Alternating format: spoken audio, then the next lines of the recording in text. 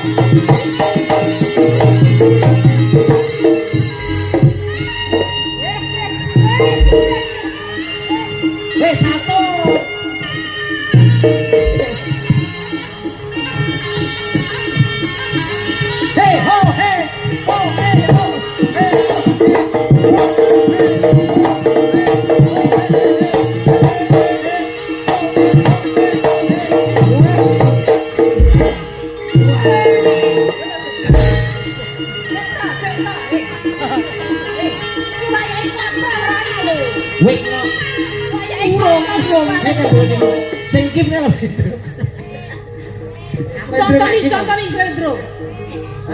Yo.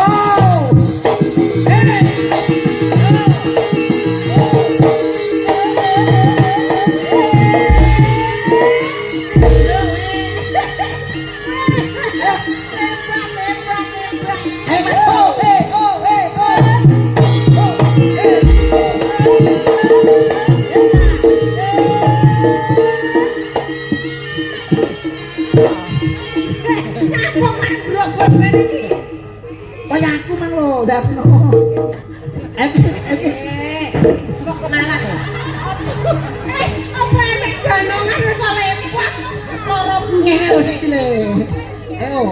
Aku tak omongi aku ngerti ngene iki. Ngene iki lho. Ah, lho. Wes wong kowe kok kok buyutan. Piye.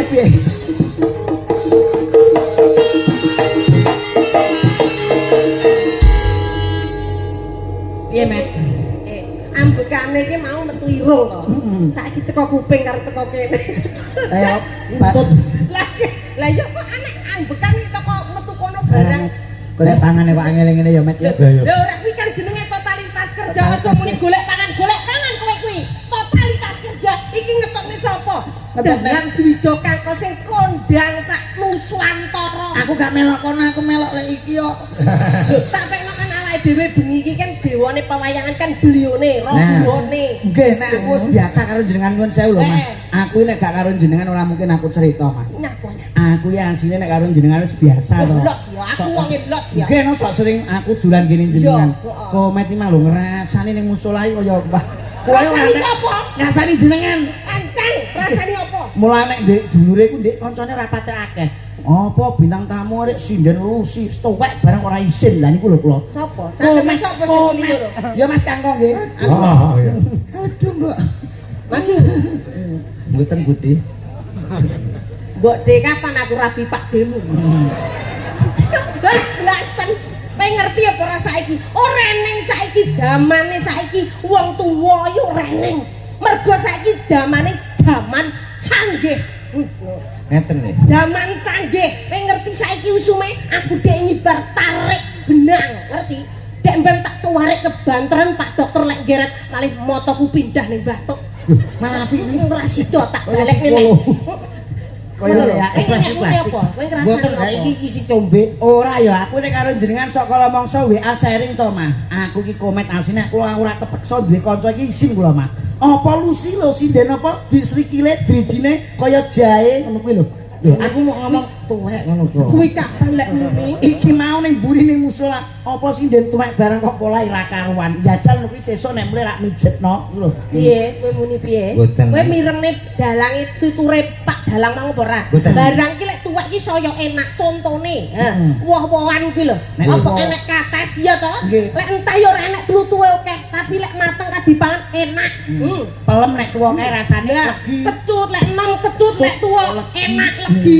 Kowe mirengne dalang apa ora mau? Jeruk nek tuwa rasane piye, Mah? Legi nek Ya, nom legi. kae kecut apa-apa nek tuwa ki mesti enak ya, Mah iya. Lho, sampean tau makan sayur bung? Tahu? Tahu. Ya tak ya tahu. Kayak nom apa tuweke? Ya nom. Ngapa gak nganggo sing tuwek?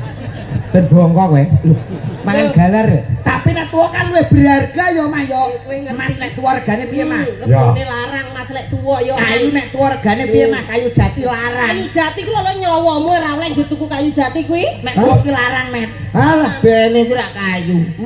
Padha karo bong kuwi mau lek tuwa dadi pring iso gawe omah, Larang. bermanfaat bagi manusia. Dadi wong urip kuwi aja sok nyek-nyek. Nek tuwa ki mesti larang, Met. Dek iki lho umure karo aku kaceke 3 tahun besok tuweke padha le. Lah iya. Lah wis tak bayangne dek mben yo Piye? 1000 lho Mas Karko. Oh, Alah piye? lek Mas Karko kan gagah. Gagah. Wong dalang duwite akeh mbok teko tuwa ritek yo Pangkat sehat, gagah. Wong bahagia. Lah lek iki lho pelawak le alah rata-rata ki lek tuwek yo stroke ngono kae to le. Dek aku yo karo anu kae ning pasar yo ketemu komet. Alah komet. Kowe jarane krungu kok dek mben arep lara stroke atene bongko to le. Ngomong jare karo aku kacek 3 tahun. Lah piye? Lho kancane dhek iki padha nyewu kok. Wong kancane dhek tuwek kene jek bocah. Ya kudu bersyukur dadi wong urip ning alam donya ki Ya, bersyukur. lek Gusti Allah ngersani ya Mas Kangko. Ya, Kok benar. tidak harus tua dulu. Nah, saya belum pernah kamu belum pernah merasakan tua tapi saya pernah merasakan muda. Ngono. Model Oh, lha kowe diumbar-umbar kok plak-plak ae lho. Lah terus napa? mergo tuwa iku luwih pengalaman ya, Mas Aku ya. iki seniormu. Iya tapi yo aja plak-plak iki nang panggung lho. Iki ngono jenenge menunjukkan kasih Sayang. Tuh tak sayang plak iki dikira. Ha pisan kan nangane. Lho. Lah nyapa? Aku Ora lara. Oh, kenapa? Ora lara. Jare gak loro. Sesuk lara ndruk. Papa teh. Papa. Wong Makane. bersyukur ketemu Mama Lucy. Ini lho tak omong iya. Dalem, Mak. Kudune wong lanang kuwi apapun yang terjadi kepada perempuan itu selalu berusaha memanjakan seorang perempuan. Ngono kuwi contone berarti kowe lek meratukan seorang istri seperti Pak Kangkong nyambut awe deng kayane dicaosne Buduwi. buduwi. Arep perawatan opo kelakon. Wih. Lah kowe? Nyapa? Lah kowe apa ngono? Kowe suami takut istri. Sing takut istri ora aku. Sapa? Dile. Saiki. Sik. Ketemu pirang perkara kok iso ngarani aku takut istri. Durus. Aku kita gagah ning panggung kaya ngene pimpinane wong sak rombongan kok. Gagah aku to, Pak. Kok iso? Aku kerja iki ora ditutne bojo kok nyantai kok los. Ya. Ape mampir nanti oke. Guyangan oke. Yakin? Kowe ora ditutne bojo. Warung semok oke. Ora ditutne bojo? Oh. Lah anakmu loro iki lho do melu kabeh ning arep iki. Lho, anakku ya suweneng gak jak mampir-mampir kok. Jerman karo Jarmen iki loro. Wah, labine. Lah iki nek ditutne bojone dikira wong lanang wedi karo wong wedok. Heeh, tapi nanti gak iso mampir.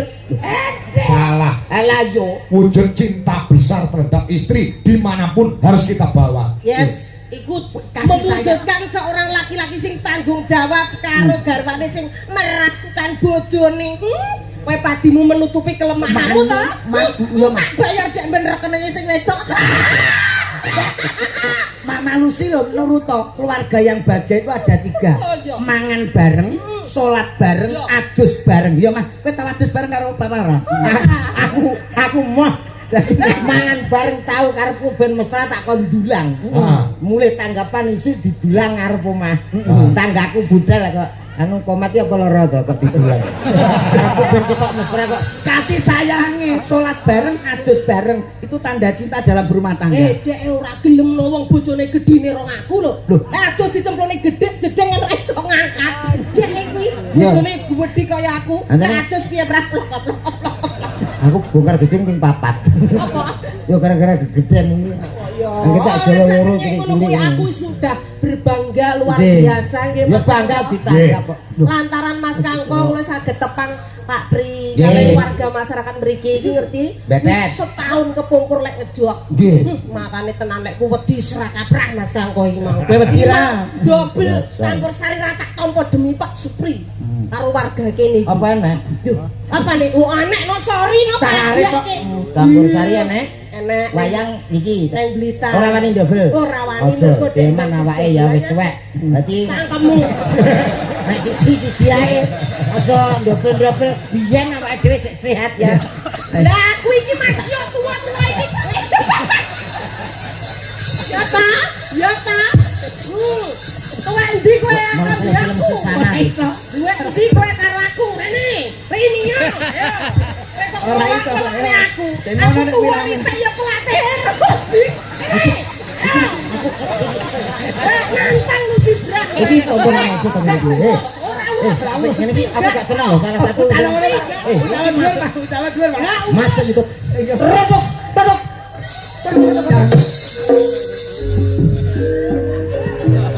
Dewi Anjang sana Anjang. Kaya ngono. Kang mboten pinanggih Kang Mas panjenengan kok tega. Hane ora terus kaya ngono. Panjenengan kok ngarani ati kula panjenengan tumindak. Masalahe nganggo trapsilo. Awake dhewe iki wong kadunungan kraton. Kraton ndi, Mek? Dadi, Kraton ndi? cek golek wilayah. Janji panjenengan menika ora nek wong wadon liya sing ayu ana ngalam donya iki kejaba karo aku ananging Piye? panjenengan iki janji. Ya to, asma. Ngomong Ora niki tansah prasetya dumateng panjenengan tapi panjenengan janji. kaya ngono. Panjenengan kok tegel sanget. Aku ora blenjani janji. Ning mangertenono aku ki golek pangupa jiwa kanggo sliramu wong ayu. Pati sandak. Aku ora manut. Boten mikiraken perkara kula kados menapa. Pinten-pinten taun kula sampun watos panjenengan kok tegel kalian. Wong ayu, percaya karo aku. Aku ora bakal ngliya. Mangertenono. Kaya ngene polahku ki kanggo sliramu wong ayu. Lumung mekar lan semi. Anggonku. Kok kaya puspitan kala kuwi. Estu panjenengan Mas. Kusuma. Panjenengan tresno kalian kawula saestu. Iya wong ayu. Matur sembah nuwun sanget Kang Mas. Kami janji dipun. Sikat met. Sikatnya aku gak rangkepan. Wah, blodot iki nek delok iki gampang lho. Wah, lha iki anu kasus. Mriki lho kados pundi Stop. Stop.